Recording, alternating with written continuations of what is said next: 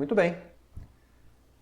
Bom, pessoal, então vamos dar início de fato ao nosso curso de Cálculo 2, tá certo? A partir de agora a gente vai dar início realmente ao curso de Cálculo 2, tá? Bom, o primeiro assunto, pessoal, que a gente vai começar estudando são as primitivas, ok? Então eu já falei para vocês que as primitivas de uma função ela é mais ou menos a operação inversa da derivação, ok? É como se a primitivização de uma função ela desfaz aquilo que a derivada fez. E por outro lado, a derivação de uma primitiva ela desfaz aquilo que a primitivização fez, ok? De certa forma, é como se você estivesse comparando assim, a multiplicação com a divisão, basicamente, tá? Então, pessoal, o que acontece? Olha, esse conceito de primitiva, que por enquanto vai ficar um pouco solto, tá certo? E vocês só vão realmente entender o motivo pelo qual a gente está falando disso quando a gente começar a falar das integrais definidas, que são as integrais de Riemann, coisa que a gente vai fazer na próxima aula, e principalmente quando a gente estudar o teorema fundamental do cálculo, que é um teorema que vai nos permitir fazer um link entre esse conceito de integral definida, que é a integral de Riemann, e a integral indefinida, que é o que eu vou trabalhar com vocês nessa aula de hoje, tá? Que é quando a gente está estudando as primitivas. Ok, pessoal? Bom, esse conceito de primitivas ela começa de uma observação que é a seguinte. O que acontece? Por exemplo, a gente já sabe, né, que a derivada de uma função constante ela é nula em todos os pontos do seu domínio. Tudo bem? Vamos pensar aqui numa função definida no seu domínio. Vocês estão acostumados com funções cujo domínio são sempre conjuntos muito bem comportados, como por exemplo intervalos ou então união de intervalos, né? Basicamente é isso. Vocês não viram ainda funções em cálculo 1, vocês certamente não estudaram funções definidas em conjuntos mais complicados, como por exemplo, sei lá, um conjunto de Cantor, o conjunto dos números racionais, que são coisas que vocês vão ver num curso de análise na reta no futuro, tá? Lá no penúltimo, último ano da graduação. Então, todo mundo aqui sabe, quando vocês começaram a estudar a derivada, vocês viram que, quando você tem uma função constante, a derivada dessa função ela é nula em todos os pontos do seu domínio. Tudo bem? Entretanto, a recíproca desse resultado ele não é exatamente verdadeira em domínios genéricos. Ok? Por quê? Porque, veja bem, a gente vai dar aqui um exemplo de uma função cuja derivada é nula em todos os pontos do seu domínio, tá certo? Onde essa função não é constante em todo o domínio. Ok? O exemplo aqui que a gente vai dar é o dessa função f de x aqui, que ela vale menos 1 para todo x negativo e ela vale 1 para todo x positivo. Ok? Essa função é um exemplo de uma função que ela não é constante, porque ela não vale o mesmo número real para todo x pertencente ao domínio. Tá? E perceba, pessoal, que o domínio aqui dessa função, nesse caso, é o quê? O conjunto dos números reais menos o zero. Correto? Então essa função aqui é uma função que ela não é constante, porque, por exemplo, num x positivo ela vale 1, enquanto que num x negativo genérico ela vale menos 1. Então é falso que ela vale a mesma constante para todo x no domínio, ok? Entretanto, se você calcular f' de x, você vai perceber que isso daqui é zero para todo x pertencente a r menos o zero, que é o domínio da função. Por quê? Porque essa função, para todo x que pertence ao conjunto dos números reais e que é distinto de zero, esse número pode ser ou positivo ou negativo, ok? O fato é que existe uma vizinhança em torno desse ponto que não inclui o zero, e também, tampouco vai incluir, se esse número é positivo, não vai incluir nem o zero e nem nenhum número negativo, e se esse número é negativo, ele não vai incluir nem o zero e nem nenhum número positivo, ok? Vai ter uma vizinhança desse x que você tomou dentro desse conjunto aqui, onde a sua função ela é localmente constante, ok? E a gente viu, pessoal, vocês viram lá no curso de cálculo 1 que a derivada de uma função ela é uma propriedade local da função. O que eu estou querendo dizer com isso? Se você tem duas funções que coincidem em uma vizinhança de um ponto, então uma função é diferenciável se e somente se a outra também é, e a derivada das duas coincide, ok? Então, como essa função, em um certo ponto x que você pegou ali no seu domínio, embora ela não seja constante em todo o domínio, em uma vizinhança desse ponto ela vai ser constante, localmente constante. E como a derivada de toda função constante ela é nula, então isso significa que a derivada dessa função nesse ponto x que você escolheu também vai ser zero. Tudo bem? Então sim, é verdadeiro que essa função é uma função com derivada nula em todos os pontos do seu domínio, entretanto ela não é constante. Ok? Então o que acontece? Como consequência, pessoal, do teorema do valor médio, a gente vai perceber que vai valer sim uma certa recíproca desse resultado que a gente acabou de falar, ou seja, de que se uma função é constante, então a derivada dela é nula em todos os pontos do domínio, a recíproca disso vale desde que o seu domínio seja um intervalo, ok? Então, conforme a gente vai ver aqui pelo teorema a seguir, se você tem uma função definida no intervalo, então essa função é constante se e somente se a derivada dela é nula em todos os pontos do domínio, ok? E isso daqui não acontece com respeito a essa função justamente pelo fato de que o domínio dessa função não é um intervalo. Isso daqui não é um intervalo da reta, ok? Muito bem, então vamos ver o teorema que vai dar origem, né, a isso daí que eu estou falando para vocês. É esse teorema aqui, olha.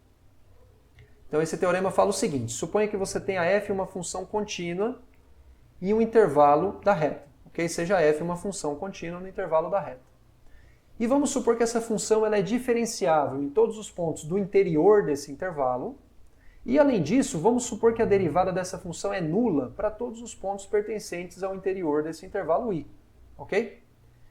Então, pessoal, isso tudo é hipótese. Agora o que eu vou falar para vocês é a tese do teorema, tá? Então a tese do teorema fala para a gente o quê? Ele fala então que existe uma constante k real, de tal forma que essa função ela é constante para todo x pertencente ao domínio. Ou seja, funções definidas em intervalos, cuja derivada é nula para todos os pontos do interior do intervalo, são funções constantes nesse intervalo. Tudo bem? Então é como se fosse uma recíproca do resultado anterior que a gente, da observação que a gente começou fazendo no comecinho. Tudo bem, pessoal? Alguma pergunta ou não? Tranquilo? Bom, se tiver alguma pergunta, vocês me interrompam, tá? Bom, então, pessoal, vamos lá, vamos estudar a demonstração desse resultado. Então, muito bem, o que a gente tem por hipótese? A gente tem por hipótese que f é uma função contínua no intervalo i, que pode ser, esse intervalo i, pessoal, ele pode ser um intervalo da forma, ele pode ser um intervalo, por exemplo, pode ser um intervalo semiaberto, pode ser um intervalo aberto, pode ser um intervalo fechado,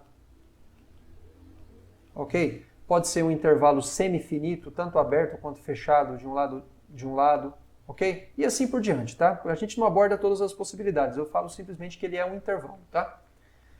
Então, muito bem, vamos fazer o seguinte, pessoal, vamos provar que sobre essas hipóteses, ou seja, de que a função, quando definida, nesse intervalo, você tem a informação que a derivada dela é nula em todos os pontos do intervalo, vamos tentar, usando esse fato, provar que existe uma constante k, de tal forma que f de x vai ser igual a essa constante para todo x pertencente a i, ok?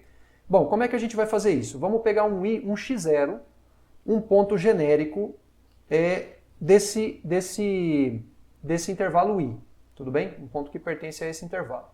E vamos mostrar que f de x é igual a f de x0 para todo x pertencente a i. Ou seja, o que a gente vai estar provando no final das contas é que esse cara aqui, ele vai servir como sendo a constante k que a gente está procurando. Ou seja, que vai ser aquela constante k que é o número real, porque isso aqui é constante.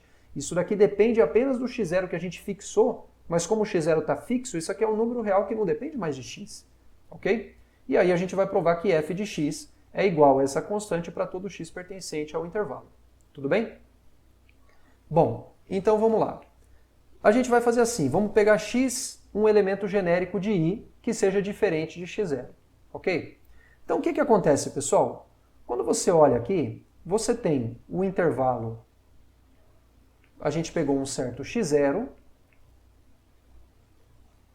que pertence ao intervalo i, e a gente pegou um x que é diferente de x0. Eu não sei se esse x está à direita ou ele está à esquerda de x0. Vamos supor aqui, sem perda de generalidade, que ele está à direita, tá? Então o que acontece, pessoal? Haja vista que o i ele é um intervalo, e haja vista que o x0 e que o x pertencem a i, o intervalo da reta ele é caracterizado, vocês já devem ter visto isso, tanto em Matemática Elementar 1 quanto num curso de Cálculo 1, vocês devem saber que os intervalos da reta eles são caracterizados pelo fato de que se dois pontos pertencem a ele, então todos os pontos intermediários, ou seja, todos os pontos que estão entre esses dois também pertencem a ele. Então é fato, pessoal, que esse intervalo fechado aqui, olha, desde x0 até o x, ele está inteiramente contido em i. Todo mundo aqui pertence a i. Tudo bem? Então você pode olhar para essa função f quando restrito a esse intervalo a esse intervalo, que aqui no meu caso é o intervalo x0, x, chegando na reta, ok? E aí, pessoal, essa função, perceba que ela está definida nesse intervalo fechado, ela é contínua no intervalo fechado por hipótese, e ela é diferenciável no intervalo aberto desde x0 até x, ok? Ora, então a gente tem o teorema do valor médio que a gente pode utilizar nessas condições, porque quem que é o teorema do valor médio? Vamos relembrar aqui rapidamente quem que é o teorema do valor médio, tá? Que vocês estudaram lá no curso de cálculo 1. O teorema, pessoal, do valor médio, eu não vou colocar todas as hipóteses, mas ele fala assim, se você tem f uma função definida e contínua no intervalo fechado, e se ela é diferenciável no intervalo aberto, tá certo? Digamos AB, então você sabe que existe um certo ponto intermediário ao intervalo no qual ela é diferenciável, digamos o intervalo AB, de tal forma que f' de C ele é igual a f de B menos f de A dividido por B menos A. E aí vocês devem se lembrar, né, que geometricamente isso fala pra gente basicamente o quê? Que quando você olha para o gráfico da função, e você tem aqui, por exemplo, pontos, esse daqui é o ponto A e esse daqui é o ponto B, deixa eu dar um zoom aqui para vocês verem melhor. Então você sabe que quando você olha para a reta secante ao gráfico dessa função, que passa pelos pontos A, f de A e B, f de B, que por sua vez vai ser essa reta aqui,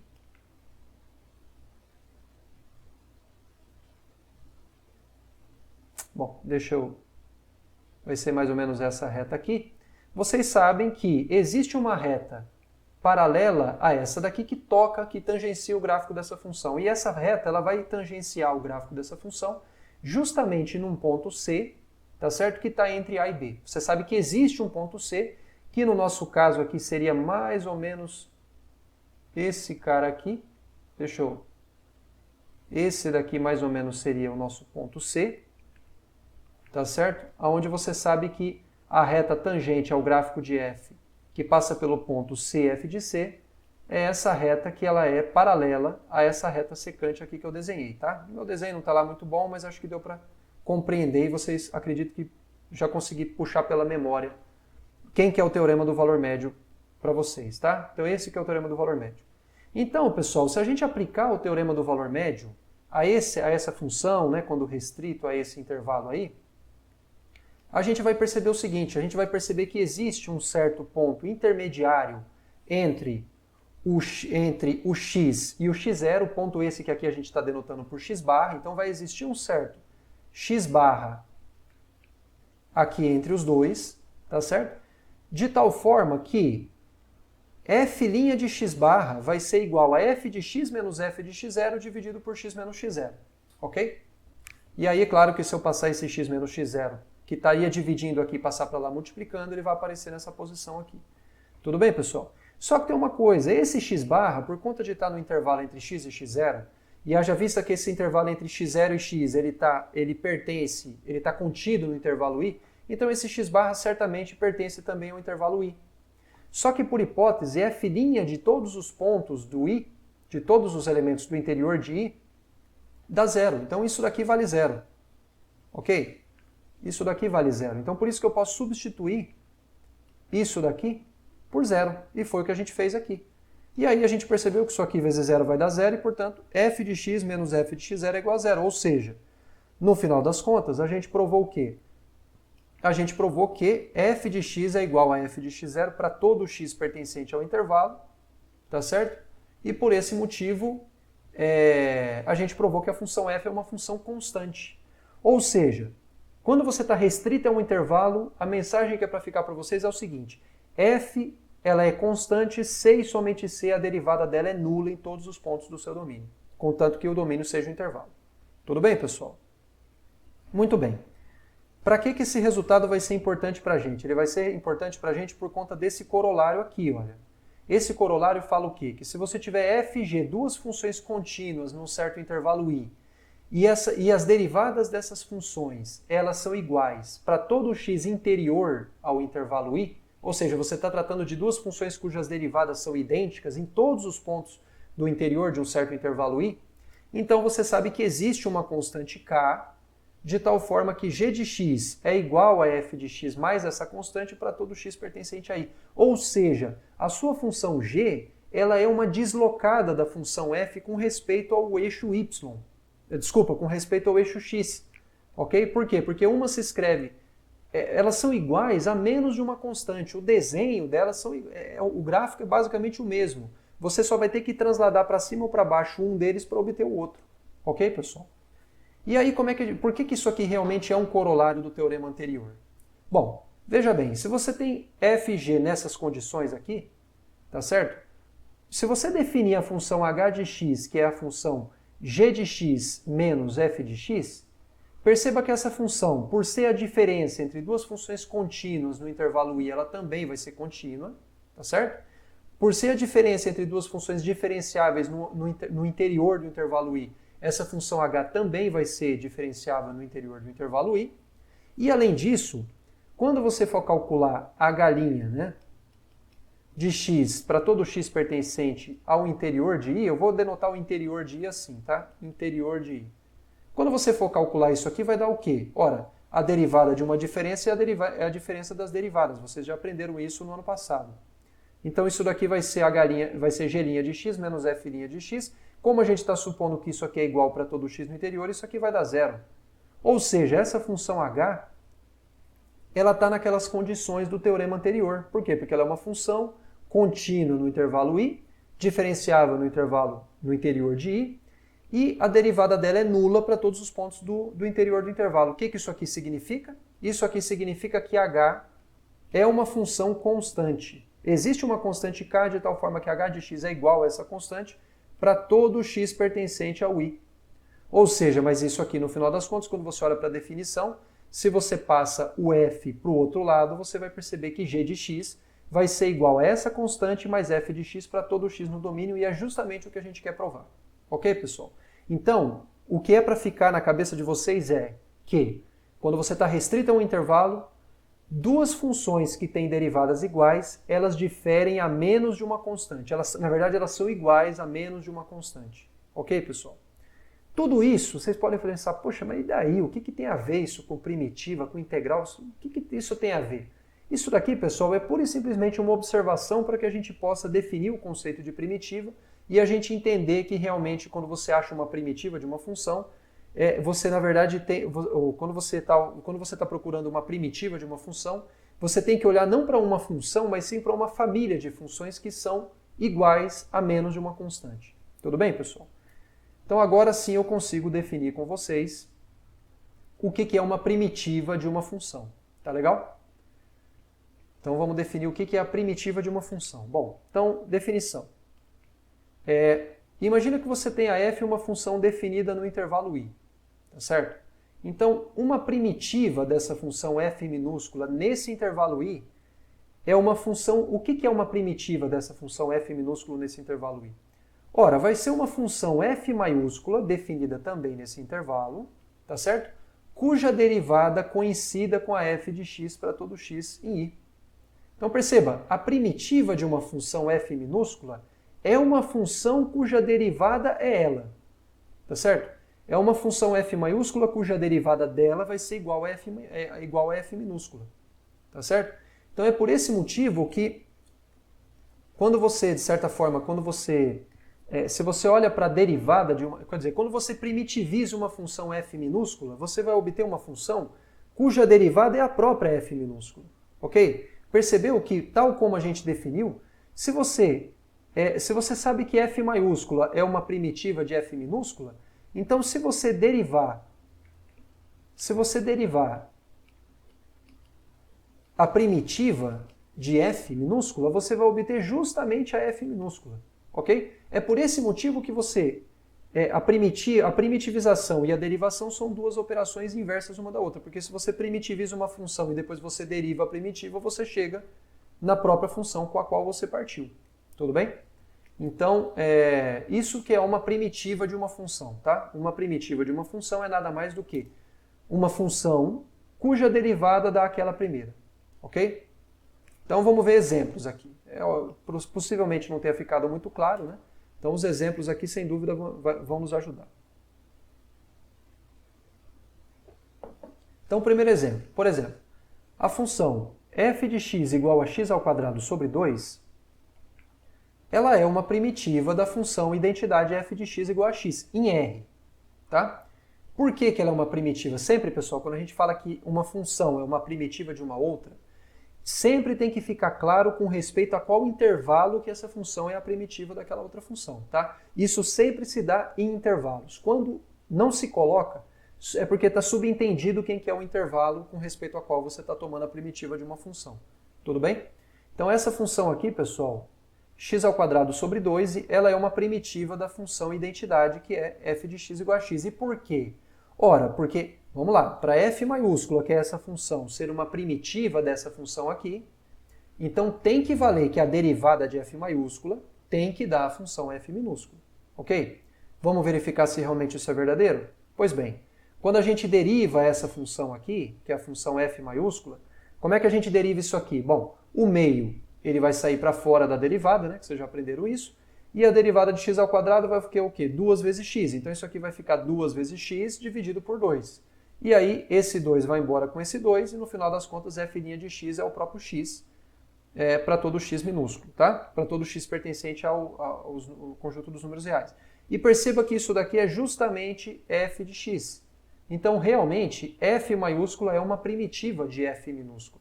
Tá? Essa função é uma primitiva dessa. Ok? Outro exemplo. Essa função aqui, que é a função cosseno de x mais 2. Então, isso aqui é assim, tá? Não é cosseno de x mais 2, não. Pega o x, calcula o cosseno, pega esse número e soma 2 com ele. Tá? Então, essa função aqui, pessoal, ela é uma primitiva da função seno de x na reta. Por quê? Porque se você, para isso daqui ser verdadeiro, quando você, na verdade aqui tem um pequeno errinho, né? Isso aqui na verdade tinha que ser de menos o seno, né? Porque veja bem, quando você deriva essa função cosseno, quando você deriva o cosseno de x mais 2, o que que dá isso daqui? Vai ser a derivada do cosseno de x mais a derivada da função constante igual a 2. A derivada da função constante igual a 2 é zero, isso aí a gente já sabe. Então quando a gente deriva essa função, essa soma, isso vai dar justamente a derivada do cosseno de x, ok? E a derivada do cosseno a gente sabe que é menos o seno, correto? Então isso significa que i menos o seno é justamente f de x. Então isso significa que essa função aqui é realmente uma primitiva da função menos o seno de x, ok? Bom, então vimos aí alguns exemplos de primitivas de funções, né? Muito bem. Então, pessoal, observa o seguinte. Observa que se você tem f maiúscula, uma primitiva de uma função f minúscula num certo intervalo i, então perceba que qualquer constante, quando você somar a essa função f maiúscula uma constante qualquer, você também vai obter uma primitiva daquela mesma função f minúscula. Tá certo? Por que isso, né? Ora, porque se você sabe que a derivada de f de x com respeito a x é f minúsculo de x, ou seja, que f maiúsculo é uma primitiva de f minúsculo, isso aqui para todo x pertencente aí, então quando você derivar com respeito a x a função f de x mais essa constante, isso aqui vai ficar o quê? Vai ficar a derivada do f maiúscula com respeito a x no ponto x, mais a derivada da função constante. Olha, a derivada da função constante vai dar zero. Então aqui vai estar somando zero. O que, por sua vez, vai dar justamente essa derivada, que se a f maiúscula for uma primitiva de f minúsculo, isso aqui vai dar justamente f minúsculo de x. Ou seja, quando você tem uma primitiva de uma função, se você somar uma constante qualquer a ela, você também vai obter uma primitiva dessa mesma função. Tudo bem? É o que está dito aqui nessa observação. Agora, por outro lado, veja bem. Se você tem que f maiúscula e g maiúscula são duas primitivas de uma mesma função f minúscula em um certo intervalo i, então pelo teorema anterior, que é aquele teorema que falava que duas funções que têm a mesma derivada diferem a menos de uma constante, pelo teorema anterior, então a gente sabe o quê? A gente sabe que existe uma certa constante k real, de tal forma que f maiúscula de x é igual a g maiúscula de x mais essa constante, ou seja, essas duas funções diferem a menos de uma constante. Beleza? Então perceba, pessoal, que no final das contas é assim. Essa observação que a gente acabou de fazer serve para a gente ter na cabeça o seguinte. Quando você descobre uma única primitiva de uma função em um intervalo, na verdade você já conhece todas as primitivas daquela função naquele intervalo. A saber, elas serão iguais àquela primeira que você encontrou, somado com uma certa constante. Ok? Ou seja, a família das primitivas de uma função, elas são definidas a menos de uma constante. Ok? Dado isso, a gente pode, de fato, definir o que vem a ser o que a gente vai chamar de integral indefinida de uma função f minúscula. Ok? Então, pessoal, perceba que a gente já observou aqui que quando você tem uma primitiva de uma função no intervalo, na verdade você não tem uma primitiva, você tem uma família de primitivas, onde elas são definidas a menos de uma constante. Tá certo? E a essa família de primitivas de uma função, f minúscula, a gente tem uma notação específica para denotar essa família. E a notação é justamente essa daqui, olha. É a integral de f de x dx. Tá certo? Esse símbolo aqui, como se fosse esse S meio compridinho, é o símbolo de integral. Tá certo, pessoal? Que vocês certamente já ouviram aí muitas vezes, e é sempre algo que choca num primeiro momento, né? O pessoal que está acostumado com aquela matemática do ensino médio, porque é basicamente algo que o pessoal não vê no ensino médio, né? Então, dada uma função f no intervalo i, a gente denota, essa daqui é a notação que a gente usa, né? Para denotar a família das primitivas dessa função nesse intervalo, tá? Então, dessa forma, por exemplo, se você tem que f maiúscula é uma primitiva específica de f minúscula em i, então isso significa que a integral indefinida, né? Esse símbolo aqui, isso aqui a gente costuma chamar de integral indefinida de f de x dx, ou simplesmente de integral de f de x dx, tá? Então a integral de f de x dx é nada mais do que a família das primitivas da função f minúscula. Então, por exemplo, se f maiúscula for uma primitiva específica dessa função nesse intervalo, então a integral indefinida de f de x dx é nada mais do que essa f de x mais uma constante. Tá? Então sempre que a gente for calcular a integral indefinida de uma função, a gente não pode esquecer de somar essa constante k, que é para dar justamente uma constante genérica. Tá? Você não pode colocar aqui f de x mais 3. Tá incorreto. O que você estaria mostrando é uma primitiva da função que está aqui dentro do integrando, que a gente fala que é essa função que está aqui entre o sinal de integral e entre o dx, tá certo? Mas você não está simbolizando, você não está dando a família de todas as primitivas. Por isso que você tem que colocar uma constante k genérica. Claro que você pode trocar letra, você pode colocar c, pode colocar a maiúsculo, pode colocar o que você quiser, contanto que seja uma constante genérica. Tudo bem, pessoal? E aqui mais uma vez eu digo para vocês que fica subentendida com respeito, quando você não deixa claro em qual intervalo que você está falando que essa daqui é a família das primitivas, porque em geral a gente escreveria assim, né? Essa integral indefinida é f de x dx, é f de x maiúsculo mais k em i. Quando você não precisa ou não quer deixar claro com respeito a qual intervalo que você está considerando a família das primitivas dessa função, você pode muito bem omitir essa informação. Mas quando isso acontece é porque está subentendido. Tudo bem, pessoal? Então, conforme eu já falei para vocês, esse símbolo aqui a gente denota, né, por integral indefinida de f no intervalo i. Tá certo, pessoal? Então, é isso que é a integral indefinida de uma função. É a família das primitivas dessa função, ou seja, é a família de todas as funções cujas derivadas dão justamente aquela função que estão aqui no integrando. Tá? Então, lembre-se, pessoal, quando a gente escreve essa igualdade, essa função aqui, essa função que está aqui, ela se liga com essa função que está aqui pela seguinte relação, pelo fato de que a derivada de f maiúscula em x vai ser igual à função que está lá dentro para todo x pertencente ao domínio. Ok? Para todo x pertencente ao intervalo em questão. Tá bom, pessoal? Perceba, pessoal, que eu estou usando de propósito várias notações para a derivada de f maiúscula. Percebe que às vezes eu uso df dx, tá certo? Às vezes eu estou usando f' de x, é justamente para vocês se acostumarem, porque existem diversas notações para a derivada de uma função. Ok, pessoal? Bom, essa observação aqui simplesmente estava falando aquilo lá que eu já disse para vocês, que é que quando a gente não deixa claro com respeito a qual intervalo que a gente está calculando a família das primitivas, é porque isso daí fica subentendido. Tudo bem, pessoal? Então vamos lá. Vamos ver aqui alguns exemplos Peço que vocês prestem bastante atenção, porque eu vou passar exercícios para vocês que justamente o modelo desses exercícios é justamente o que eu vou passar. São esses exemplos aqui que eu vou fazer com vocês.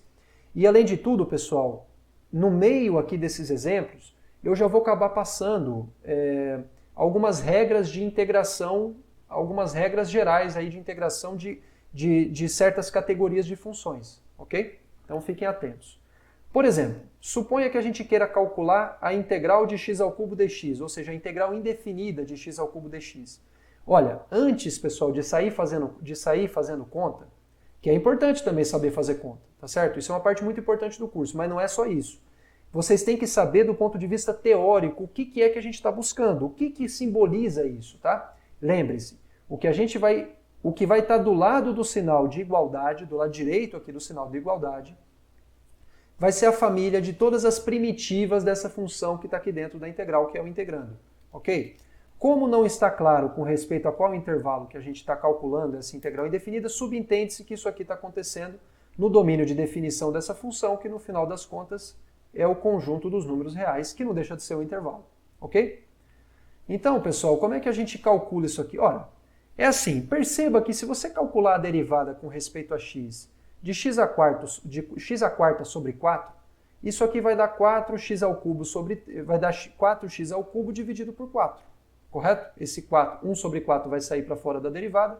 Quando você calcular a derivada de x a quarta, vai dar 4x ao cubo. E aí o resultado disso vai dar justamente x ao cubo. Então perceba, quer dizer, não foi muito difícil, né, adivinhar isso aqui.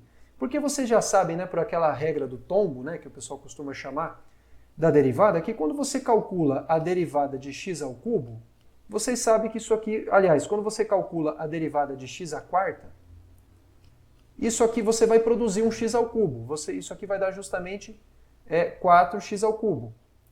Aí fala, poxa, mas é quase o que a gente já quer, né? Porque eu queria x ao cubo, não queria 4x ao cubo. Ah, então tá bom, então você divide por 4, porque aqui você também vai estar dividindo por 4, esse 4 vai embora com esse, o que sobra é x ao cubo, que é o que está escrito aqui. Então não é lá muito difícil realmente a gente perceber que isso daqui é uma primitiva da função x ao cubo, ok? Então isso significa, pessoal, que essa função aqui, ela é uma primitiva da função x ao cubo, mas o que a gente quer não é uma primitiva, a gente quer a família de todas as primitivas. Então é por esse motivo que a gente tem que pegar essa função, que é uma primitiva em específico, e somar a ela uma constante k genérica. É claro que a gente poderia pegar como sendo uma primitiva específica de x ao cubo, por exemplo, a função x à quarta sobre 4 mais meio, por exemplo. Isso aqui também é uma primitiva de x ao cubo. Ok? Se você derivar isso daqui, você vai ter x ao cubo do mesmo jeito, porque a derivada disso aqui é zero.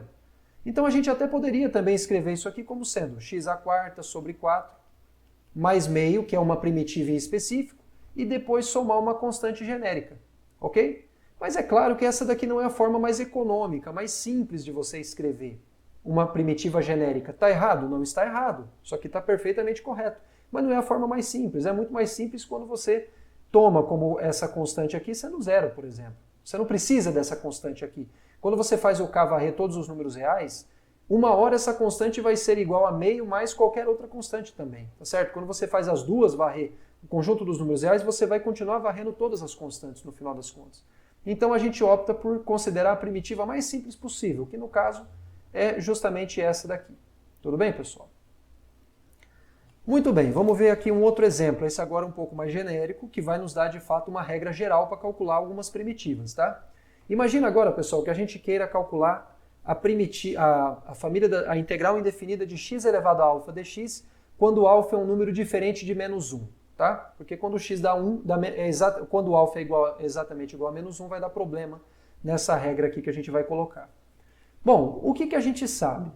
Você sabe que para você produzir um x elevado a alfa, derivando, você precisa derivar a função x elevado a alfa mais 1. Porque todo mundo aqui sabe que quando você deriva isso aqui vai dar alfa mais 1, que multiplica x elevado a alfa mais 1 menos 1, que é x elevado a alfa.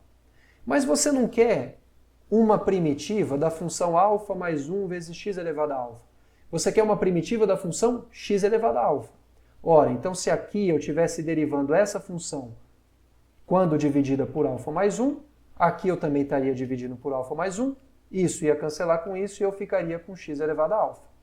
Mas para eu poder fazer essa conta, o alfa tem que ser diferente de menos 1, porque caso contrário eu iria estar dividindo por zero aqui, coisa que eu não posso fazer. Ok? Então é por esse motivo que a gente exige que o alfa seja diferente de menos 1. Ok, pessoal? Então observe, né, a conta que eu já fiz com vocês, mas observe que a derivada da função x elevado a alfa mais 1 dividido por alfa mais 1 vai ser o quê? Pela regra de derivação que vocês estão acostumados. Isso aqui vai ser alfa mais 1, que multiplica x elevado a isso daqui menos 1, que por sua vez é alfa, dividido por alfa mais 1. Esse cara vai embora com esse, o que fica é x elevado a alfa, isso aqui para todo x real. O que isso significa? Que a integral indefinida de x elevado a alfa, ou seja, a família de todas as primitivas, olha eu aqui já errando, ó, vai ser o quê? X elevado a alfa mais 1, dividido por alfa mais 1, mais uma constante k genérica para todo x pertencente a R. Ok? Perceba como é que é fácil mesmo a gente se esquecer dessa constante. Até eu estou esquecendo, né? Então não se esqueça, pessoal. Isso daqui, aqui tem que estar simbolizada a família de todas as primitivas da função que está aqui dentro do integrando. Ok? Perceba então que isso aqui vale para todo alfa diferente de menos 1. Então, em particular aqui, perceba que essa fórmula aqui de integração que a gente acabou criando, ela também se aplicaria a esse caso aqui. Perceba como é que a integral de x elevado ao cubo dx deu o quê? X elevado a 3 mais 1, que está aqui, dividido por 3 mais 1, que está aqui, mais uma constante. Ok? Aí, por exemplo, agora quando a gente quer calcular a integral de 1 sobre x ao quadrado dx nesse intervalo de 0 até mais infinito, porque perceba que agora eu tenho que deixar claro, porque o intervalo, o domínio dessa função não é mais o conjunto dos números reais, é o conjunto dos números reais menos o zero, ok? Como eu tenho que sempre calcular primitivas com respeito ao intervalo, não adianta eu tentar pegar como sendo o domínio, tipo assim, menos infinito, R menos o zero, porque isso não é um intervalo, eu preciso de um intervalo, tá? Então, no caso aqui, eu escolhi esse intervalo aqui. Então, perceba bem, pessoal, essa função aqui, ela se escreve dessa forma aqui, para um certo alfa diferente de menos 1. Perceba que 1 sobre x ao quadrado é a mesma coisa que x elevado a menos 2, não é isso? 1 sobre x elevado ao quadrado é a mesma coisa que x elevado a menos 2. Então, isso daqui é igual a x elevado a alfa para alfa igual a menos 2, que por sua vez é diferente de menos 1. Ok? Ou seja, nós podemos aplicar essa fórmula aqui para calcular essa integral indefinida. Então, perceba que essa integral indefinida vai ser o quê? Pela fórmula que a gente viu, vai ser x elevado a esse expoente mais 1 dividido por esse expoente mais 1, que é o que está escrito aqui. Ok? Então isso aqui, mais uma constante, claro, mais uma constante, não se pode esquecer disso. Então aqui vai ficar x elevado a menos 1 dividido por menos 1, o que é a mesma coisa que menos 1 sobre x mais a constante k. Ok? Então essa fórmula aqui é uma fórmula que te dá integral indefinida de uma classe muito grande de funções, na verdade, a saber, qualquer potência que seja diferente de menos 1. Ok? Um outro exemplo. Integral indefinida de raiz cúbica de x ao quadrado dx. Aí você fala, puxa, aí complicou, né? Porque raiz cúbica de x ao quadrado parece que é uma coisa complicada, né? Mas não é, pessoal. Isso daqui, perceba que o integrando, raiz cúbica de x ao quadrado, nada mais é do que x elevado a 2/3. E isso daqui é x elevado a alfa, onde alfa é igual a 2/3, que por sua vez é diferente de menos 1. Então isso significa que a gente pode usar aquela regra que está lá acima para calcular a integral indefinida dessa função aqui. Tudo bem? E aí, veja, a integral disso aqui vai ser o quê? A regra é sempre a mesma, pessoal, quando você tem potências diferentes de menos 1 de x. É o quê? X elevado a esse expoente mais 1 dividido por esse expoente mais 1. Então isso aqui vai ficar x elevado a 2/3 mais 1, que vai dar 5/3, dividido por 5/3. Ora, dividir por 5/3 é a mesma coisa que multiplicar por 3/5. É por isso que está escrito isso aqui, certo? Mais a constante k, porque lembre-se que sempre a gente está simbolizando a família das primitivas do integrando, que é a função que está aqui dentro. Ok, pessoal? Muito bem. Bom, agora vamos calcular uma integral de uma função que já não é mais, que já não se enquadra mais naquele padrão que a gente vinha apresentando até então, tá? A gente vai apresentar agora a integral da função 1 sobre x dx nesse intervalo de 0 até mais infinito. Então perceba que 1 sobre x, ele é justamente igual a x elevado a menos 1, que por sua vez é x elevado a alfa, onde alfa é exatamente igual a menos 1.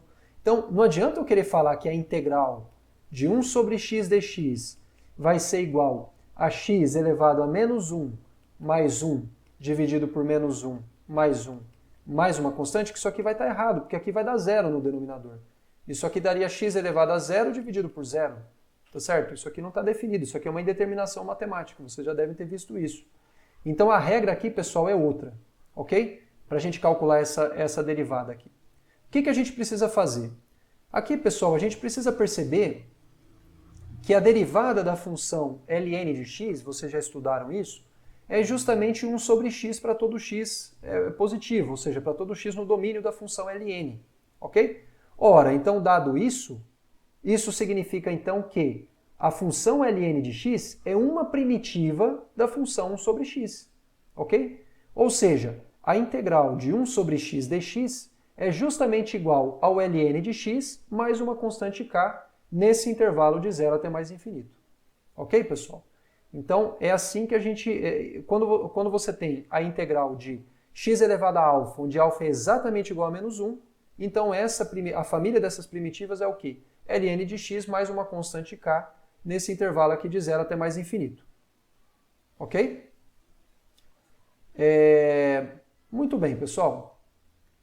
Então perceba que a gente pode compilar essas informações que a gente obteve nos exemplos precedentes para a gente chegar à conclusão que no final das contas, quando a gente vai calcular a integral indefinida de uma potência, aqui na verdade, desculpa, isso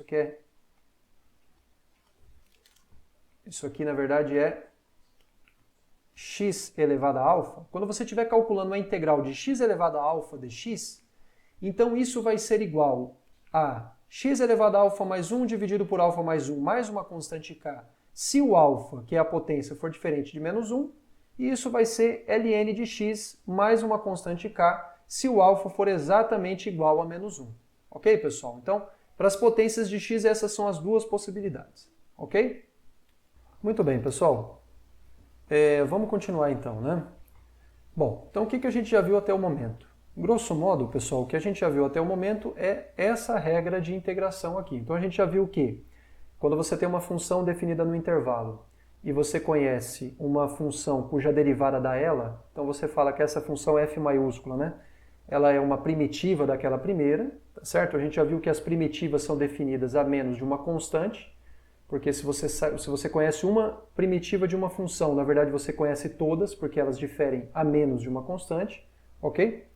E aí a gente já viu que essa notação, né? A gente já viu que essa notação, integral de f de x dx, é uma notação que a gente usa para simbolizar a família de todas as primitivas da função que está aqui dentro, né? Que é o que a gente costuma chamar de integral indefinida de f de x dx.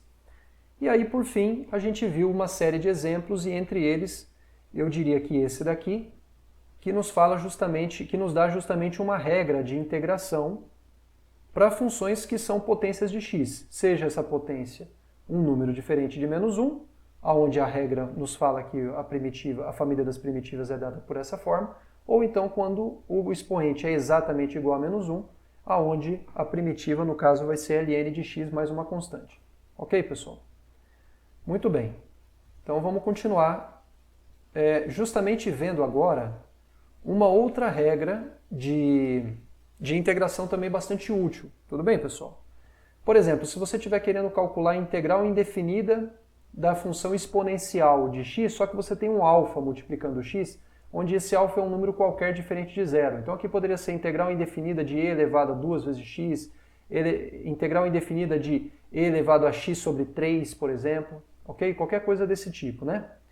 Bom, o que acontece? Vocês já sabem por aquela regra de derivação da função e elevado a alfa x, vocês sabem que a derivada de e elevado a alfa x, vocês sabem que isso daqui vai dar justamente pela regra da cadeia, que vocês têm... Aqui, pessoal, tem uma interdependência muito grande entre o nosso curso e o curso de derivada, e o curso de cálculo 1, tá certo?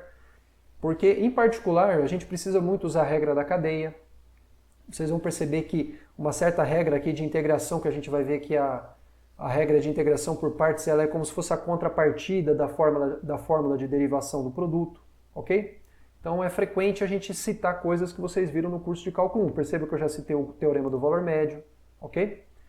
E perceba, pessoal, que todo esse conceito de primitiva ele só foi possível por conta do teorema do valor médio, porque é ele que nos diz que se você tem duas funções cujas derivadas são iguais em um intervalo, isso acontece se e somente se elas são iguais a menos de uma constante. Tá certo? Então, pela regra da cadeia, a derivada com respeito a x de e elevado a alfa x vai dar o quê? Ora, vai ser a derivada da última função que você aplica, que é e elevado a alguma coisa, e a derivada dela é ela própria, vezes a derivada da primeira função que você aplicou, que é a função que pega x e leva em alfa vezes x, cuja derivada vai dar justamente alfa. Então essa derivada aqui vai ser o quê? Vai ser alfa vezes e elevado a alfa x. Então isso significa que e elevado a alfa x é uma primitiva da função alfa vezes e elevado a alfa x. Ora, mas o que a gente quer é uma primitiva só dessa função, não é dela vezes alfa. Ora, então você divide por alfa aqui, aqui você também vai ficar dividindo por alfa, e aí você vai ter e elevado a alfa x.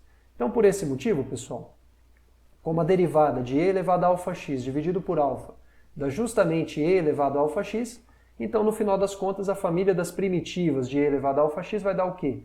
Vai ser e elevado a alfa x mais uma constante k. E elevado a alfa x dividido por alfa mais uma constante k. Ok? Então, por exemplo, a integral de e elevado, sei lá, menos 3x dx. Contanto que essa constante que está multiplicando o x, que aqui no caso é menos 3, seja diferente de zero, essa fórmula vale. Ok? Então o que é que vai dar isso aqui? Vai ser e elevado a menos 3x dividido por menos 3. Que no final das contas, então, isso daqui vai dar menos e elevado a menos 3x dividido por 3 mais uma constante k. Ok? Então, essa daqui, pessoal, não deixa de ser uma outra regra de integração interessante, né? Quando você está calculando o integral de funções exponenciais, onde você pode ter uma constante multiplicando x. Tem uma outra coisa, tá, pessoal? Da mesma forma que quando vocês estudaram limites e derivadas, vocês aprenderam a fazer isso sem ficar se prendendo ao símbolo que está simbolizando a variável com respeito à qual você está considerando a função, aqui também, por exemplo, isso aqui a gente poderia muito bem escrever qual que é, sei lá, a integral de t elevado ao quadrado dt. Não é porque está t aqui que a regra vai ser diferente. Veja, a função é a mesma, isso daqui e a integral de x ao quadrado dx é a mesma coisa. No final das contas, o que esse dt está falando para mim é que você está calculando a primitiva dessa função, vendo essa expressão que está aqui dentro, dependendo na variável t. Vendo ela como sendo uma função da variável t. Então como é que fica essa expressão? Ora, vai ficar t ao cubo sobre 3 mais uma constante k. Se aqui eu estivesse simbolizando com y e dy, aqui seria y ao cubo sobre 3. Não importa o símbolo que você está utilizando, contanto que você verifique se você realmente está considerando a função com respeito àquela variável com respeito à qual você está integrando, ok? Fiquem atentos a isso. Bom, indo um pouquinho mais para frente, e a gente também não vai... Já estamos indo aí para os últimos exemplos, tá? Que eu gostaria de fazer com vocês. Então agora aqui, para a gente determinar...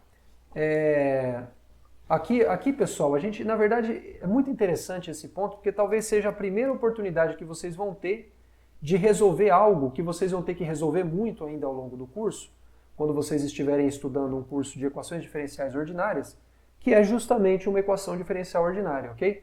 Esse momento aqui vai ser provavelmente a primeira vez na vida de vocês que vocês vão ter oportunidade de resolver uma equação diferencial ordinária.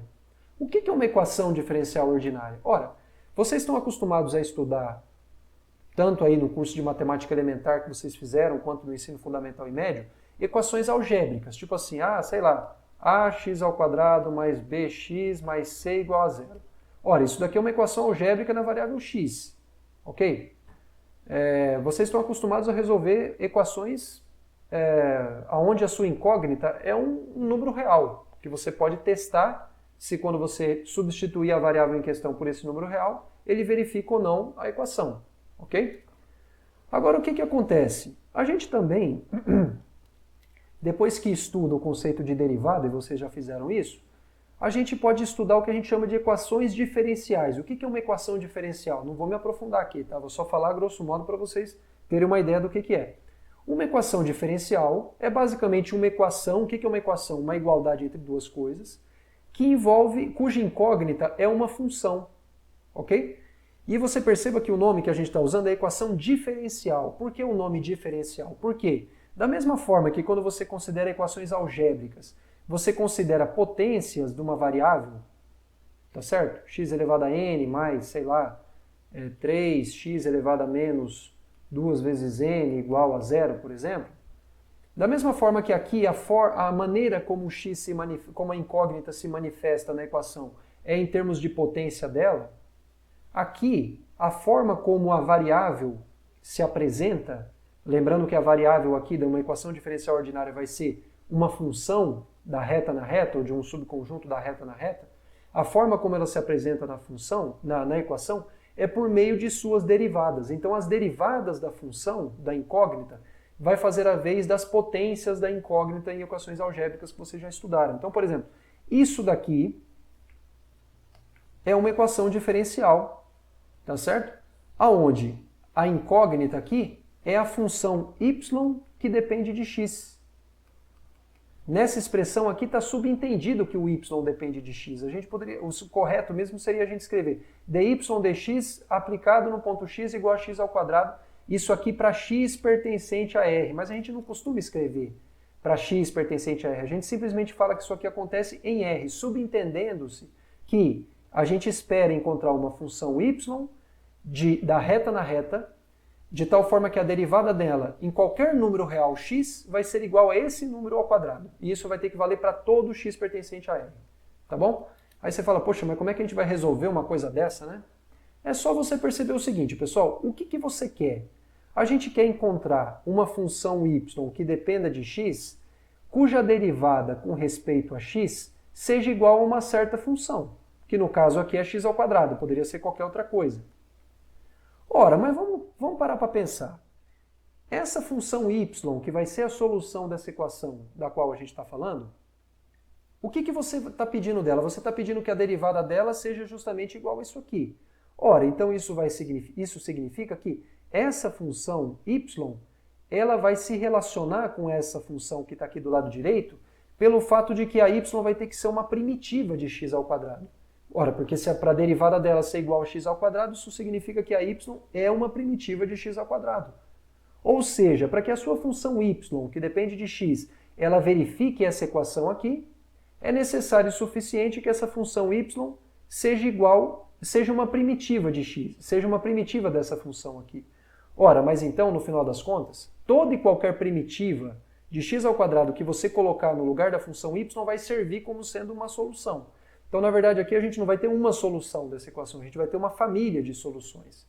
E essa família de soluções vai ser definida ao menos de uma constante, e essa família vai coincidir justamente com a integral indefinida de x ao quadrado, certo?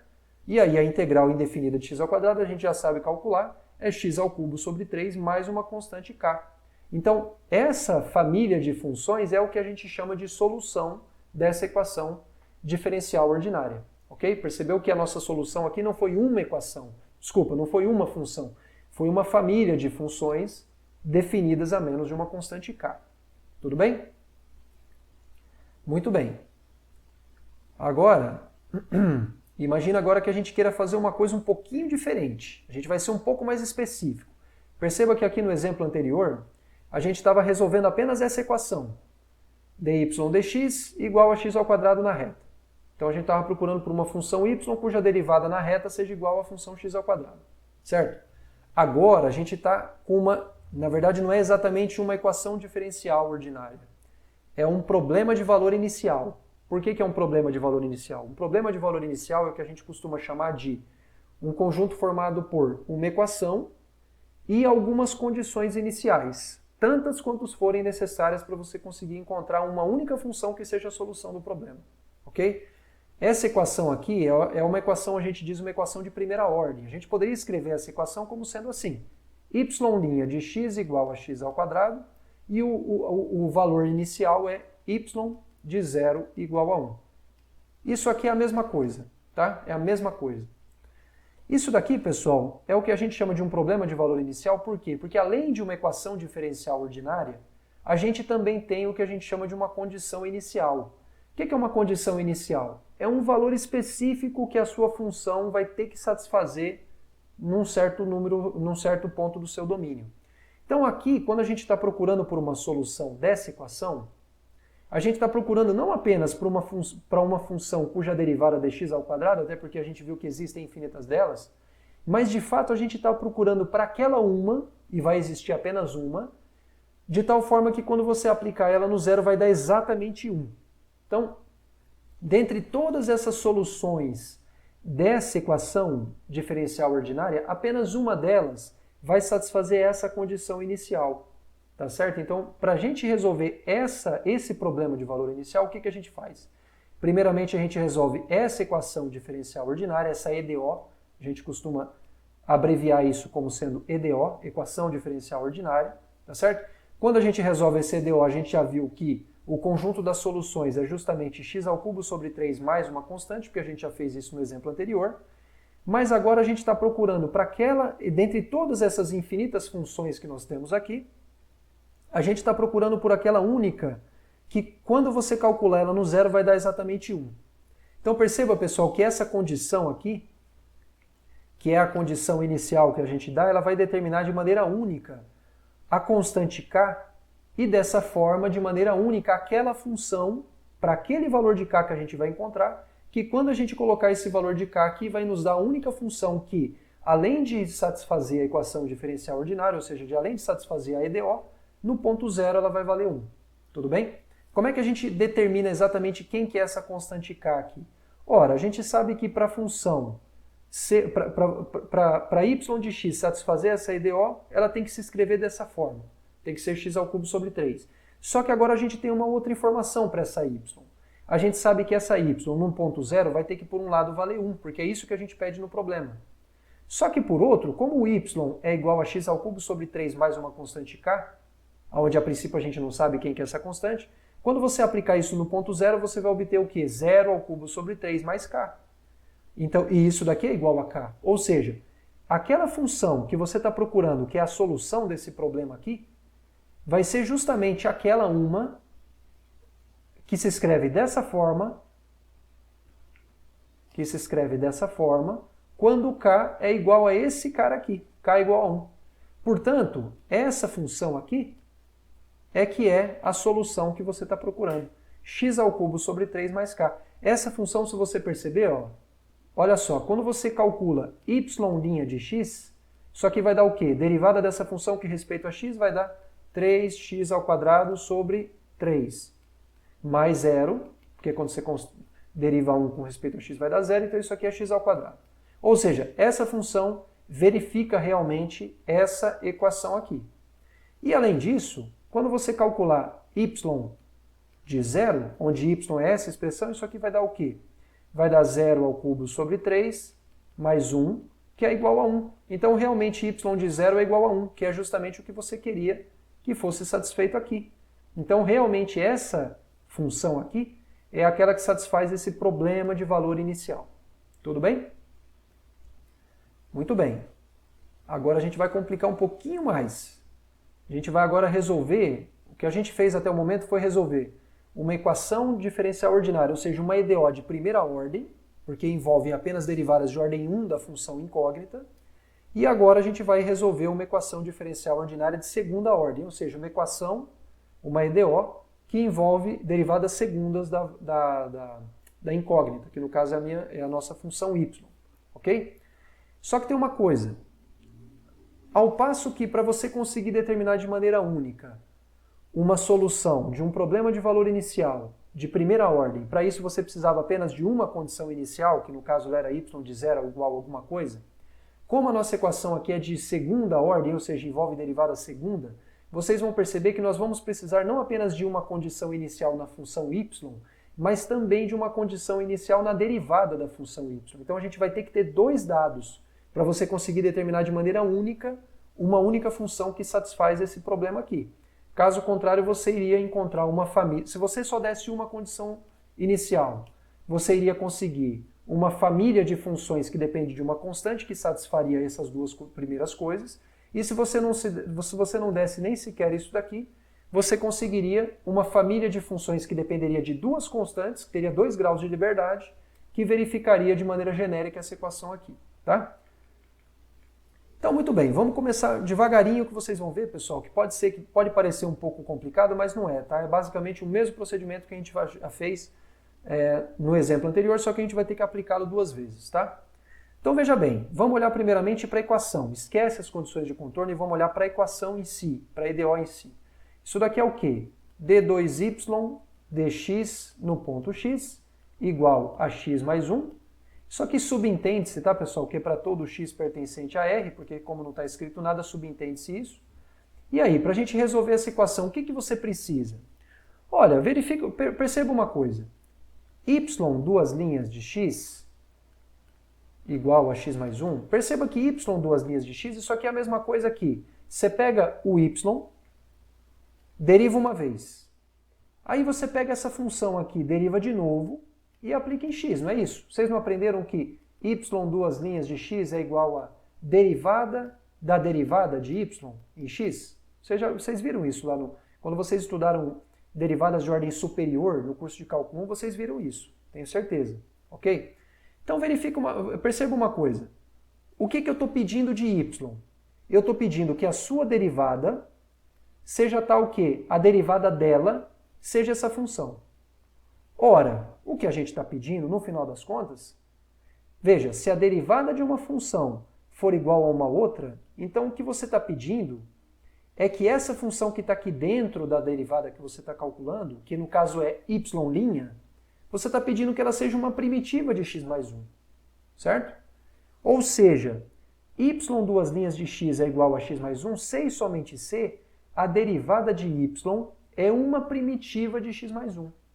Como nós sabemos, e qualquer primitiva que você colocar vai verificar isso.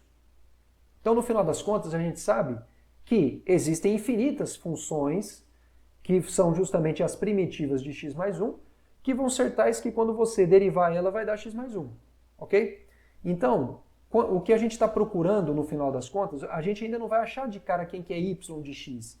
A gente vai deixar um problema um pouquinho mais simples. Veja, a gente tem uma informação da derivada segunda de y, agora a gente já tem uma informação em cima da derivada primeira de y. Você está deixando a coisa mais fácil. Você tá obtendo equaçõ' com grau de complexidade menor, porque são equações que vão ter menos derivadas, vai dar menos trabalho para encontrar a solução. Ok? Então você sabe que y' de x vai ser o quê? Vai ser uma primitiva de x mais 1, e portanto y' de x vai ser a integral indefinida de x mais 1 dx. Ok? Ora, a integral de x mais 1 dx. Eu não fiz aqui exatamente a conta para vocês, pessoal, mas como vocês sabem que, por exemplo, a derivada de uma soma, né, de duas funções, como vocês sabem que isso é igual à soma das derivadas, f' de x mais g' de x, então não é difícil vocês perceberem que a integral indefinida de uma soma de duas funções é, no final das contas, a soma das integrais.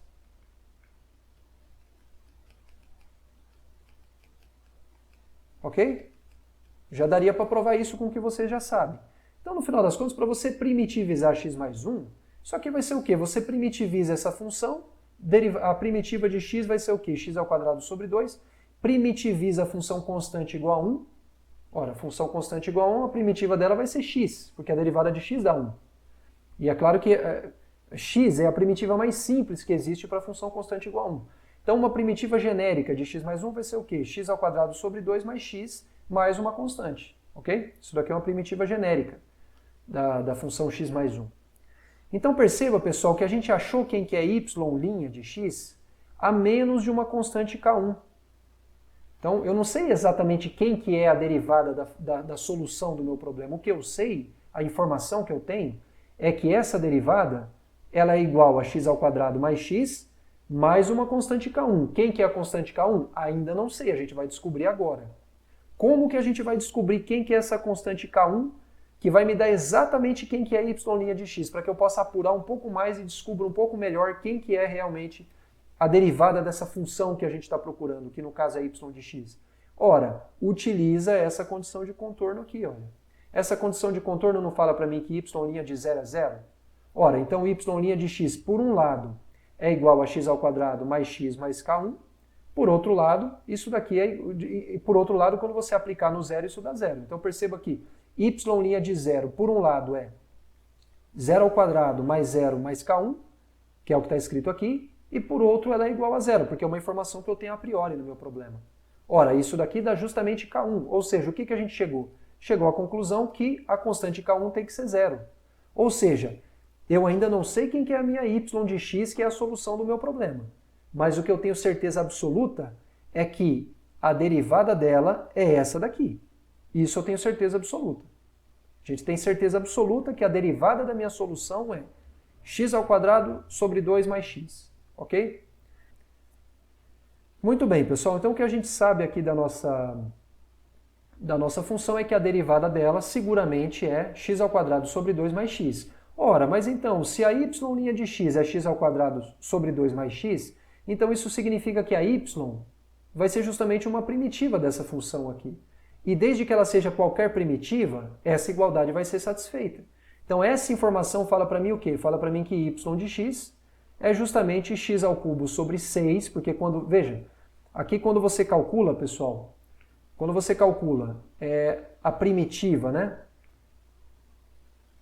de x ao quadrado sobre 2 dx, isso aqui, pessoal, também não é difícil vocês perceberem que, não é difícil vocês provarem que, haja vista que quando você está derivando uma constante vezes uma função, a constante sai para fora da integral, não é difícil vocês perceberem que quando você está primitivizando, quando você está integrando uma função vezes uma constante, a constante também vai sair para fora da integral, ok? Então isso aqui no final das contas vai ficar meio da integral de x ao quadrado sobre 2 dx. Então, basta você primitivizar isso daqui. Quando você primitiviza, primitiva de x ao quadrado só, né? Meio da integral de x ao quadrado dx. Então, quando você acha uma primitiva de x ao quadrado, vai ser o quê? X ao cubo sobre 3. Quando você multiplicar ela por meio, vai dar justamente x ao cubo sobre 3 multiplicado por 2, que vai dar x ao cubo sobre 6. Ok, pessoal?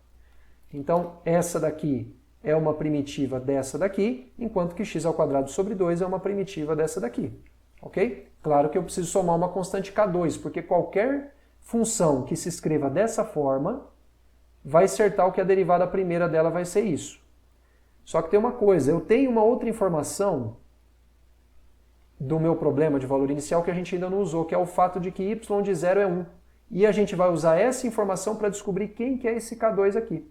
Ok? Então veja, y de 0, por um lado eu sei que vai ser 1, porque eu tenho isso a priori no problema, e por outro lado, y de 0 vai ser igual. Quando eu substituir isso aqui por 0, eu vou perceber que y de 0 é justamente igual a k2. Ok? Então o que isso significa? Isso significa que aquele k2 que eu tinha achado é justamente igual a 1. Ou seja, a gente percebe que a minha função y de x, ela vai ser igual a quê? Ela vai ser x ao cubo sobre 6 mais x ao quadrado sobre 2 mais 1. Essa que é a solução do nosso problema de valor inicial que a gente deu. Então essa função que é uma função que vai verificar essas três coisas. Primeiro, a derivada segunda dela vai ser igual a x mais 1, ela no zero vai dar 1 e a derivada dela no zero vai dar 0. Tudo bem, pessoal? Bom, pessoal, basicamente era isso daí que eu queria falar para vocês em termos do conteúdo, tá certo? Na próxima aula a gente vai começar a definir o que vem a ser a integral de Riemann de uma função. A gente vai ver como que isso daí ela tem digamos assim, um apelo geométrico também, tal como a definição da derivada teve uma motivação geométrica, que é o problema da reta tangente. Quando a gente for definir o conceito de integral definida, que é a integral de Riemann, a gente vai ver que também tem um conceito de área. A motivação aqui é o cálculo de áreas, ok? De regiões planas. E aí depois a gente vai ver o teorema fundamental do cálculo, que vai fazer o link entre a integral de Riemann e que é a integral definida, e a integral indefinida, que é o assunto do qual a gente está falando aqui. Tudo bem, pessoal?